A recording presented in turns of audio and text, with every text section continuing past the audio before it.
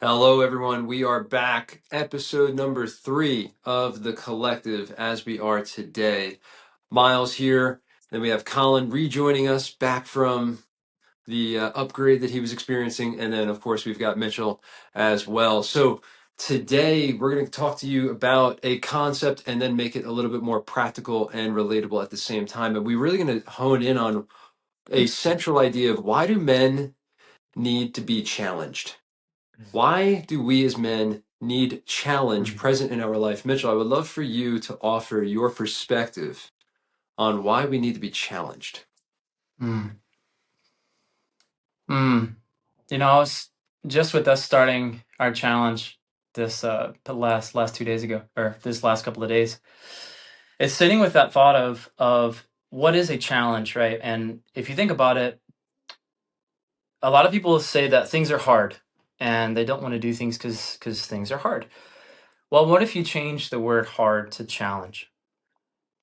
And Mm, in that, there is a little bit of faith and action to rise to that challenge. And challenges are a spectrum. What may be a challenge for some may not be for others. So why must we seek challenge in our life? I think because when we don't seek challenge, we grow comfortable. We grow comfortable in an identity that we carry on and claim to be, and grow comfortable and just to be complacent. And when we're challenged, depending upon the context of the challenge, like we grow. Like that's how we grow. And some people don't want to grow, and so they don't want to be challenged. They view everything as hard, and they like to be a victim of life being hard. mm, Others are creators, and creators love a challenge. And so if you want to be a creator of your life, then you seek challenge, right? You embrace challenge, not that you go, hunting for something. It's more so when things come your way, can you look at everyone or everything in your path as an ally? Can you look at it and say, mm, I'm curious, how is this for me? What is this here to to um to shine on me and my life? Because it's for here to make me be better. And men are the foundation of the world. Like we have to be challenged. If we're not, then everything downstream of us, which is our women, our kids, society, will be damned. Because it's if men have rule and dominion over all, rule and dominion meaning be a guide or support, then anything you know above the support of man will be the reflection of man. So therefore, we have to be better. Like I remember reading something. Last thing I'll say, I remember reading something, and it was like the inborn potential that man has to be better is God given. It's God given for you to mm, want to be better, you know? mhm. And I think there's so much power in that because if you think about that really deeply, you're like, man, that's how I'm getting in touch with God because God gave me that. And whatever experience you have around God as a creator. So, um, men are challenged to be creators of their life and not victims of their life, is where I'll summarize that. Mm. Well, Mitch, I think it's a lot of sage wisdom, and what I really love that you talked about there is the God-given piece. So we are believers in the aspect that we are here to actually help men tap into their God-given potential. And we are also here to help men shift from the idea of it being a burden to be a man, rather it being an honor to be a man. And if it's an honor to be a Mhm. man, then we willingly embrace the challenge that presents in our life because we know that these challenges are merely tools to help us actually go ahead and sharpen ourselves, to actually be able to be better leaders because we can lead ourselves through that challenge and learn something about ourselves. We're literally creating new neuroplasticity and wiring in our brains as we're going through this new challenge, whatever it might be that is present in our life. It is something that is happening for us and it's strengthening us so we can go ahead and be better leaders going forward. And Colin, there's something that you've really talked about really beautifully is the idea of the inner critic and the inner bully and how that Mhm. can relate to the way you represent yourself in a challenge. How can the Mm. duality between the inner critic versus the inner bully be something that's relevant for people to understand when they are going through a moment that is challenging rather than hard, as Mitchell was talking about. Right. Yeah. In these moments and these challenges that come up, I think it's really about what are you listening to? Who are you listening to? And it gets back to that core identity of knowing who you are, right? And in these challenges that we face, this adversity, it's really about perspective, right? On the same coin, you have, oh no, this is just coming to me again, the victim mentality. And at the same time, there's a call to adventure within challenge. And in this, a lot of times the past can come up. It can be trauma. Mitchell and I have had conversations at length about the inner bully, why this seems to come up in seasons. Again, a lot of times this can be trauma that's not been dealt with or patterns, things that are coming up in nature, but it gets back to what we're listening to as men, and also realizing there's typically things, there's always things underneath the pattern. So instead of labeling or judging the pattern or whatever's coming up, especially when challenge and adversity hits and it just we feel overwhelmed and stuck, or stagnation, a lot of times that's when those whispers will creep in. And again, the Mm, more we listen to those things, that's where that inner bully seems to want to take over or can take over. And instead of looking at the situation from a different perspective, and I think I know, like for me, those are the seasons in life where getting silent, right, and getting quiet and understanding what is actually happening, like in context, is the most important thing. A lot of times in my past, it's been wanting to escape or just go faster or hustle through if adversity is coming, or even a challenge that maybe I didn't ask for or is presenting itself. And in the end, what I've realized from challenges or adversity that's come my way, it's that they've been the greatest gifts that I've ever unwrapped. And so it's just been this little mm, perspective shift of silencing that inner bully that's coming up, and realizing that, as Mitchell said, this is here for me. What is here to unwrap? What is here to learn? Because I know ultimately these things have been there for my growth and for my inner work, right? And this is where again community has come into, where as I'm doing the inner work processing this stuff with brothers, or with other men in context, has helped a ton in the growth of what I'm actually here to learn from the adversity or the challenge. And last thing I'll mm, say there too is this concept of hormesis, which in essence is helpful stress for men. This can be for the body, this can be for mentality. This is where, like, literally things coming our way that we either choose or that present themselves literally help us grow as men. And I think we're all mm, familiar with how muscle grows, right? Or the opposite of like atrophy. Challenges present such beautiful, again, this call to adventure where we have an opportunity to grow when we see it a certain way, when our perspective rises to the challenge of what's coming to us, and we're able to then rise with it, right? Just as a tide, rises all ships. We're there for a reason. How can we approach this mm, differently and grow and learn as a result of the challenge? mm. Mm. Mitch, I want to direct it to you just after I offer here that, Colin, that was really beautiful. What I love the most about this is the perspective shift that you're offering people, because the call to adventure, the challenge that awaits us when we answer that call as men, it doesn't have to literally just be in nature, it doesn't have to only be climbing a mountain. It could be literally adding a renovation onto your business, right? Or it could be going through a new marketing campaign. These are calls to adventure that are actually going to represent Mhm. challenges because it's going to stretch you. It's going to actually Right. stretch you as a man and help you expand. And are you capable of actually holding what it is that's required as you expand into it? Or are you going to snap back and collapse? So this Mhm. is when we offer ourselves challenges. There could be challenges everywhere. You could be a father that's going through the initiation of becoming a father right now. You just had a child over the last month or two or three, and you're learning to stretch yourself here. This is a challenge for you. Yeah, we could look at it as this is really hard and we're defeated and we're victim, or we could say this is a challenge and an opportunity for me to rise and raise my standard as a man. So are we Mhm. answering that call by raising our standard? This is one of the things that I Mhm. think the inner critic or the inner bully can actually keep us quite small around, is not actually allowing us to raise that standard. So Mitchell, with Mhm. you, in your perspective, how have you related to your own inner critic and your own challenges, and or do you have anything you'd like to add to that inner bully, inner critic conversation that Colin just started for us? Honestly, when I think about mine, it makes me emotional. Mhm. Um, because of how much love that I have for him, and how many years that I let myself beat myself up um, over little things, over little small things, and how freeing it is when you actually just embrace that part of yourself. Like for me, I'll be sitting, my place to be the most hard on myself was like doing the dishes, or like driving or doing something that's so monotonous. Specifically, the dishes comes to mind, and I'm sitting there and I'm like, all right, say what you want to say.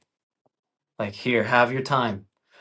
Like, why did you do that? I mean, you're so this or you're so that, or, going to bed at night and like thinking how I could have handled different, how I could have handled situations differently with Gia or Heshla, or, even last night, it's like, man, why are you so, what are you agitated for? And I'm like, man, you're just so angry and you're just mad and this and that. And it's like, I am not that, you know, I'm going through a season where it's like quick to the draw, and it's like, well, why am I quick to the draw?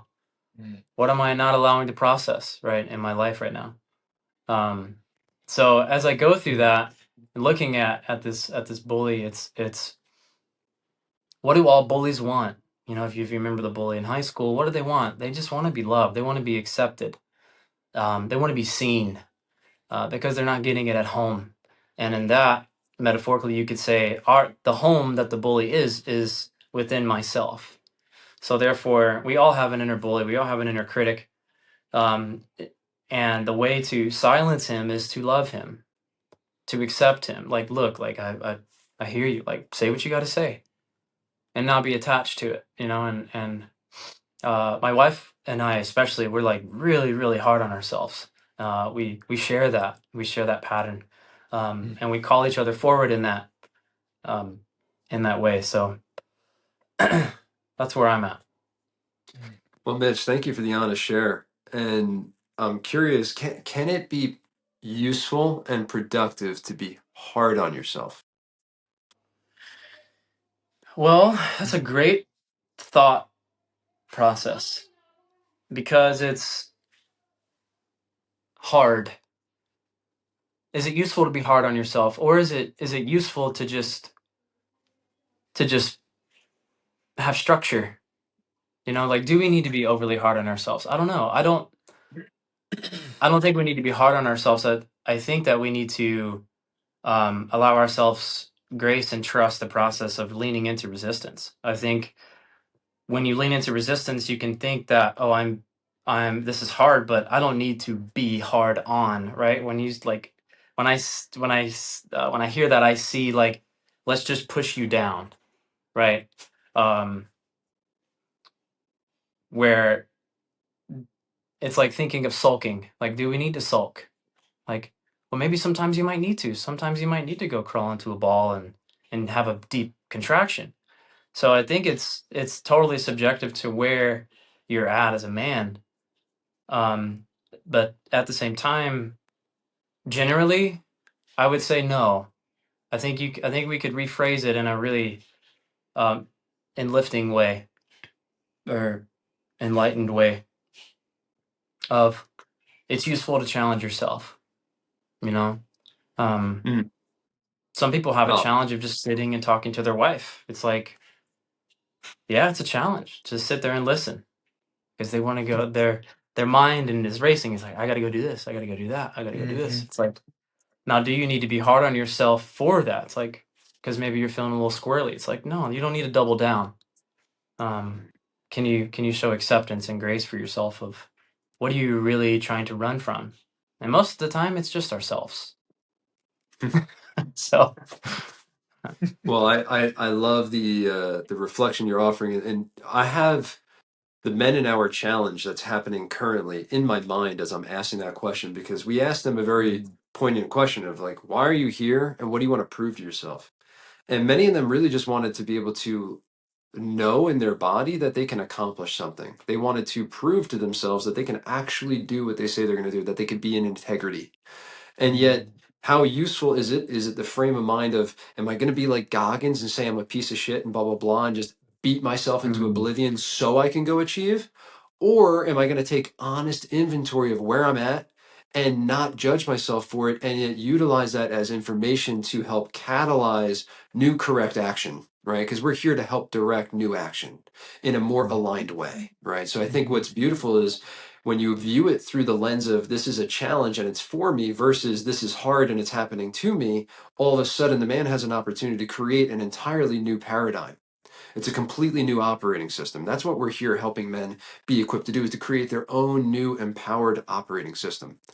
And Colin, if you're open to it, I think what would be really relevant for people is both of you rather, but Colin, I'd love to hear from you initially is, is there a moment in your life that you'd be willing to share that you feel like was a really big challenge that you had to face? Mhm. And then in Yeah. sharing that, there will be a second part to it of how is it that you approached that challenge? What were some of the lifestyle practices and principles that you incorporated to help yourself Wow. actually have that experience and not have it crush you and rather grow stronger through the experience of it? Yeah. Wow. Wow. Oh man, there are plenty. Um, and yet a few come to mind as you ask that question, pose that question. And I think the biggest one that changed me the most in like in this context and moving through things coming up for me and feeling stuck, stagnant, hearing the inner bully, and not knowing what to do with that was 2016. So, gosh, almost a decade ago. This was the tail end of my life in East Tennessee, not too far from Mitch. Mitch was in Nashville at the time, but Mhm. living in Knoxville, going to college there, getting my first job in marketing, and then really finding my way through the ranks and starting my real estate career. And I wanted to work for myself and kind of starting to feel that the entrepreneurial bug, like this is okay, this is it, this is where I want to be. And then realizing that, gosh, for about a year or two, and the decisions I was making them for other people, was making these decisions that were not true to myself, in alignment, in congruency with my heart and who I am as a man. And this is where I started to feel things go awry a little bit. And I realized not only was my sleep suffering, things of this nature, but this is where my story really starts to actually blossom with dis-ease in my body. And the interesting thing was I chose to power through and not slow down. And so I think my first piece of wisdom or recommendation here is learning to slow down and listen. Like these things are coming up for a reason. And so Mm. as I started to actually listen to what was happening and get still, which I did not want to do at all, with every fiber of my being, I wanted to continue to distract myself, get on my phone, just get into work that I wasn't even enjoying, just for the sake of escaping. And at the time, I was single, didn't have a family, wasn't married, so that silence was waiting for me. And once I met it, I started to understand and listen to the red flags, which were actually such green flags in my life, because these red flags showed me what I was there to learn and to listen to. And so, for me at that time, it was this heart tug to move environments, to move locations, and I was resisting that. And yet in that resistance I found, wow, I'm starting to feel just murmurs of peace as I sat with that decision to leave. And it was the hardest thing I had to do because I had all that time I spent career wise, community wise, friendships, everything was to settle down there in Knoxville, Tennessee, marry a girl, start a family, all that. And all mentors and friends were all echoing that. Like it's all here for you. Why would you leave? And I Mm. kid you not, I had a mentor at the time. He set me up with, talk about love, set me up with all the, let's just say, other like businessmen in the city, highfalutin men in powerful positions to try to talk me through and talk me into staying in that area. And so there I am talking with all these men, and I knew the answer was there in my heart. I knew what I needed to do. I knew. And I was really prolonging the inevitable. And there at the very end of leaving Knoxville, I was presented with a dream job. I could have stayed, could have taken that money and stayed. But I knew my heart was telling me it's time to go. And talk about challenge. I mean, it was going to my grandparents' house in Columbus, Ohio. It wasn't this cush, location heading, to me, which would now be, let's go to the beach, let's go somewhere warm. It was actually going north during the winter, but I knew in my heart that's what needed to happen. And so, what's interesting that Mitch brought up was, again, I think most men listening, we want to silence these things coming up. We want to distract. We want to beat down this inner bully or just push it away, however we need to medicate from that. And actually, in me embracing and listening for the first time ever, and maybe even loving that side of me, that's when the road signs literally to Columbus, Ohio became very evident and clear. And so I did. I moved. I, by the skin of my teeth, got my real estate license in Ohio because at that time, this was when my hypothyroidism was really presenting. And again, this was just disease in my body. But as I made that move, guess what happened? Healing started occurring. I started reconnecting back out in nature. I started getting outside again in the Midwest, right? There wasn't like this grand plan here, all these biohacks that I started getting into. It was just really reconnecting with myself, getting back outside again. And that's when the healing process started occurring for me. And things just started falling into my lap. Opportunities. I met my wife in Ohio. We start dating, right? Like on paper, it made no sense that I meet my future wife and be living in my grandparents' house of all places. And yet that's when things started to click, was when I actually was starting to get in tune with these voices that were speaking to me and for me, this inner critic. And those things started to fall into place and to silence. And I was not living in this past place anymore. It was this presence being cultivated like in the now. And that's when I stopped thinking about my health because I had my health back. I had my peace of mind back, and that peace was there. And that's where I started building and having the energy for this co-creation of what I do now, my private practice, my work of helping other people heal and get quiet. And it starts with that silence.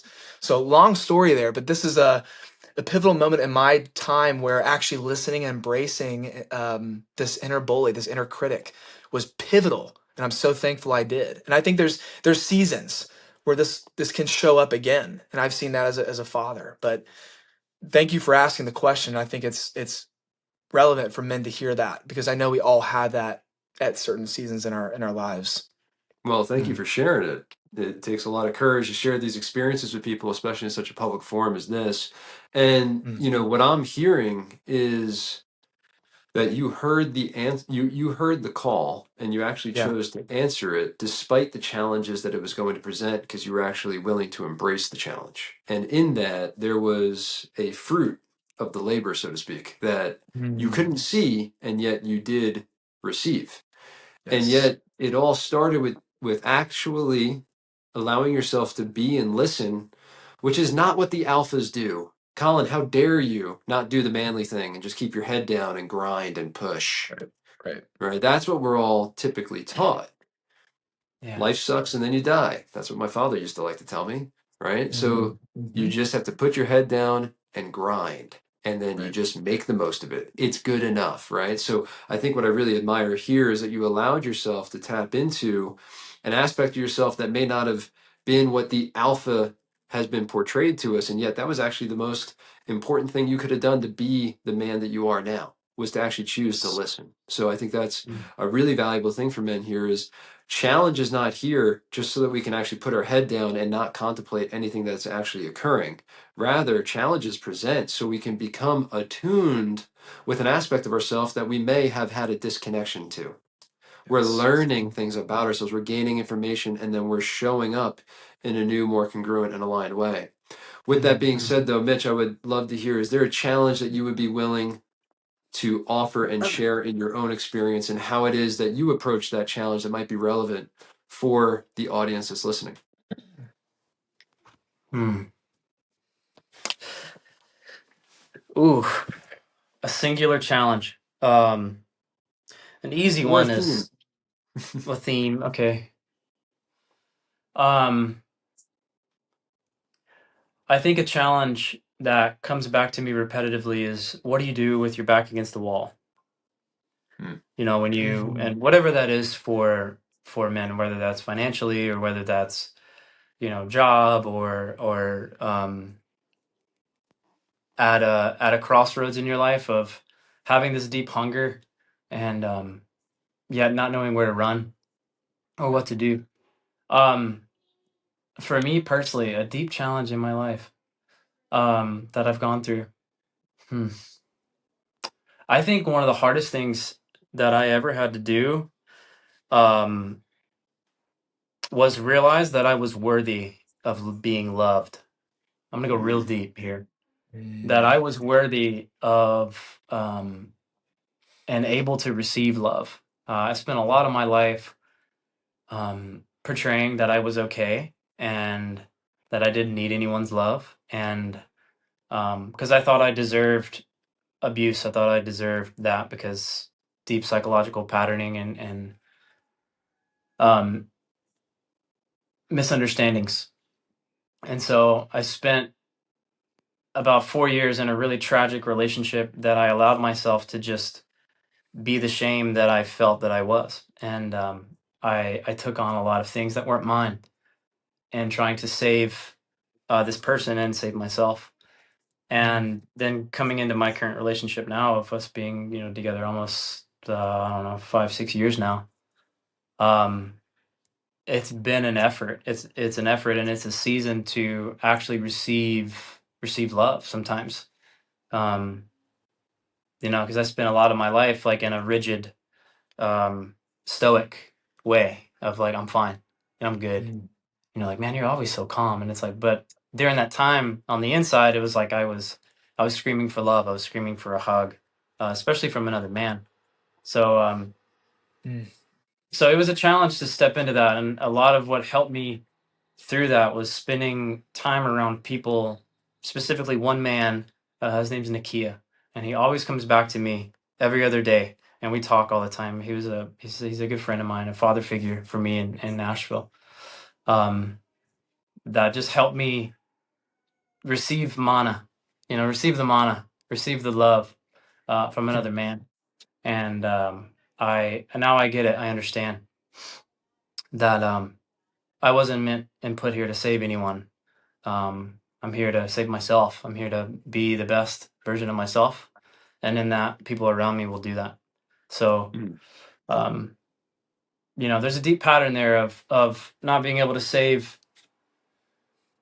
when the father isn't present, not being able to save the mom. Right? You are filled with shame and guilt, and so then in that shame and guilt, you spend a good majority of your life like thinking that you need to be abused and be sad and choose things that suck and choose things that are hard because you have to suffer and it's like that's not the case, like you don't suffering's a choice.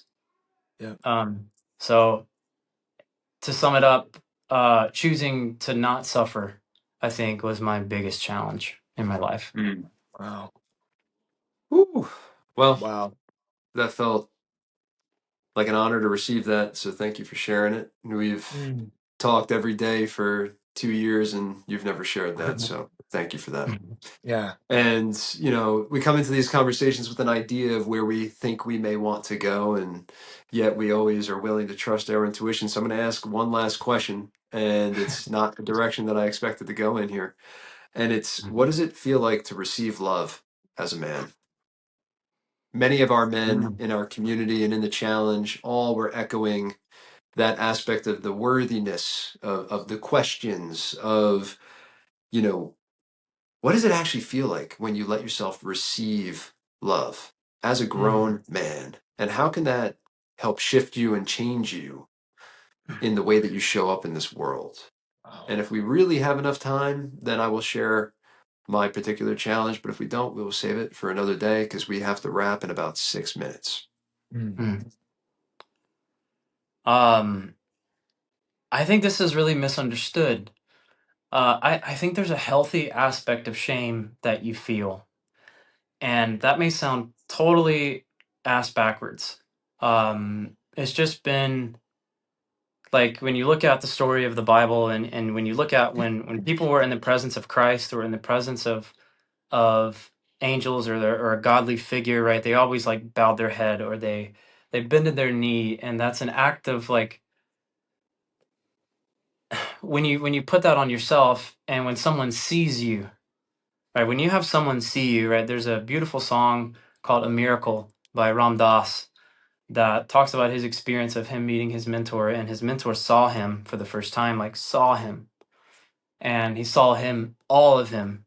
And in that, he felt an immense amount of love, but he also felt a healthy aspect of shame, like he loves me, like with all this stuff.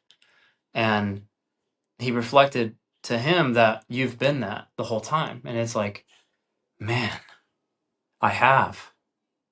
So it feels like letting the air out of the bag, I guess is a great way to put it. And then the air coming out, you see everything, you're like, man, okay, like I am that, you know? Yeah. So that's been my experience of like crying, I think has been something for me. Especially in our retreat spaces. Um, I think about it, I'm like, man, I just like start crying because it's so beautiful. It's so much love. And you're like, man, this is something so sacred and contained that you can't have any words. Words don't even do anything justice.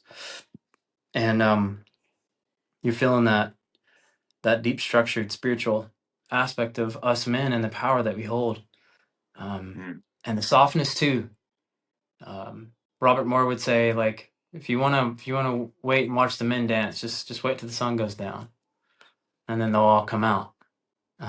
They'll come out and display themselves. So that's a big word. I think it's display too. So Mm. that's what I've witnessed. Mm. Well, Mitch, I certainly hope that every man has the opportunity to feel what it is that you're describing, especially in a retreat setting, because Mm, I know that changed me on a cellular level when I first experienced it, right? The ability to go climb a mountain with someone or to have a death-defying experience in the water and then to actually hold space for one another as a man processes something that they held deep for 20 years. They didn't know it was there, but then they felt comfortable enough to actually share it, right? That's the really good stuff. That's the mhm. really good stuff. You know, Colin, as we slowly land the plane here, I would just love to hear in your experience, quick snippet of what does it feel like for you to receive love as a man? Wow. Yeah. Yeah. For me, Miles, it's been very initiatory, which again may be a little bit of a different approach or idea when we think of initiating men. Of course, we think of again challenge we've talked about, and yet in my experience, my walls have come down.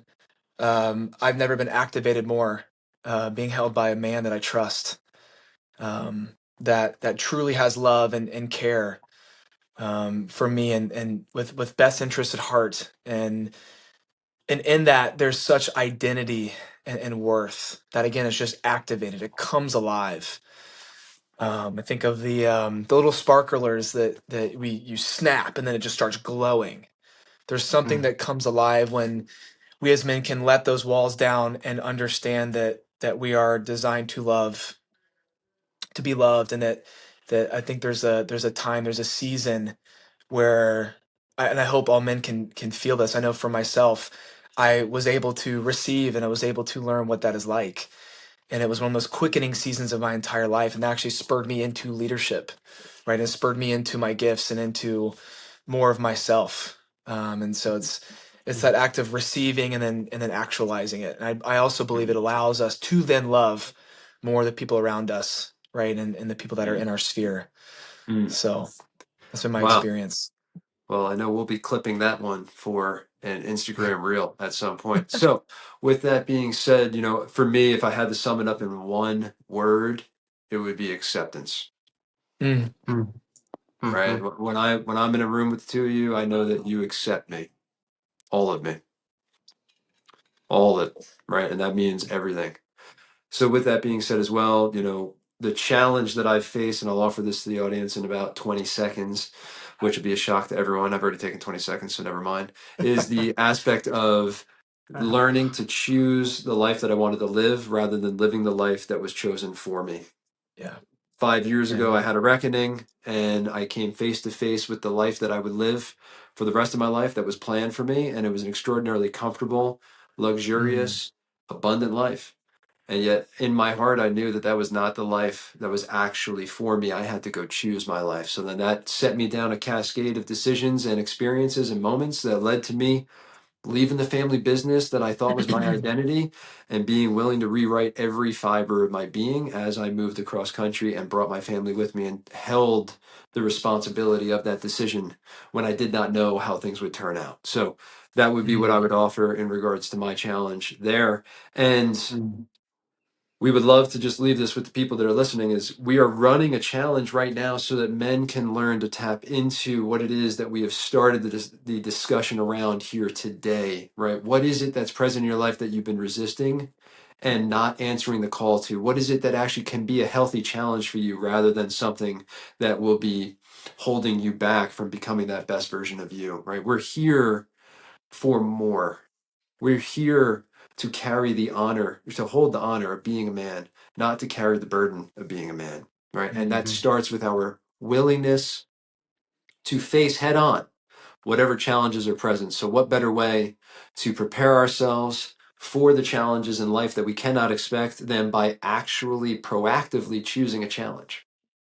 That helps us sharpen ourselves and prepare ourselves for the moments that we cannot predict.